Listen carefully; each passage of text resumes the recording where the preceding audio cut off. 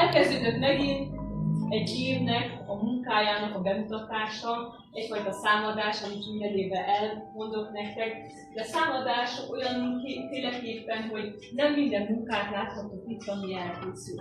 Az idén 100 gyerek iratkozott be a foglalkozásokban, 100 gyerekből most, ha jól számoltam, 61 munka látható, 52 diáknak az alkotásai látható.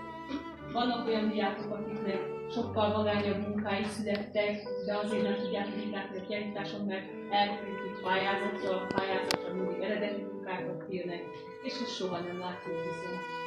Nekem mindig nagy kérdés, és hogyha van valakinek jó ötlete rá, akkor szívesen várom, hogy hogyan tudja megőrizni azt a fajta kíváncsiságot és lelkesedést a gyerekekben, ami kitart, amikor ide jönnek, de amikor egy csoportban ugye 8-10 vagyunk, és valaki kap egy útlevelet, és a többiek nem, akkor az olyan nehéz érzés nekem is, csalódottság, hogy mindenki nem kaphat, és valamikor még hozom ezt a pszichológiai tanulmányaiból egy 70-es kutatás, valószínűleg sokan ismerik, csimpánzokat figyeltek meg, hogy milyen az agyi aktivitásuk akkor, amikor festenek.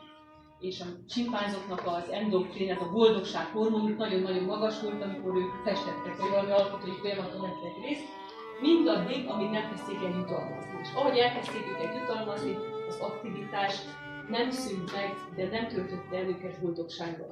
És ha van valakinek jó ötlete arra, hogy hogyan lehet azt megcsinálni, hogy mindenki örüljön és boldogan menjen el, még akkor is, hogyha nem kapok levelet, akkor szívesen állok a rendelkezésre. Minket pedagógusokat a tanulók házában nem azt szerint minősítenek, hogy ki melyik vizsgán hogyan teljesített, hanem az, hogy részt veszünk a versenyeken, úgyhogy én fel szoktam ajánlani általában a gyermekeknek, akik bejárnak hozzám, hogy nem kötelező elküldeni pályázatra, de javaslunk. Aztán, ha valaki megválik a munkától, elküldjük. Van, akik például a 9-12-ösök majd gyűjtik is az okleveleket, az Erasmus és különböző ösztöndíj programokra. Na, úgyhogy szívesen fogadom. Most, amiket itt látom, jobb bal oldalon, volt egy olyan témánk, hogy fantázia állat, és valamilyen formában keretet hasonlítson ő rájuk. Tehát a hasonlóságot nem feltétlenül fizikumban nézzétek, hanem a gondolkodása, a mozgása, az állat szellemisége valamilyen szinten keretet kapcsolódjon az alkotóhoz.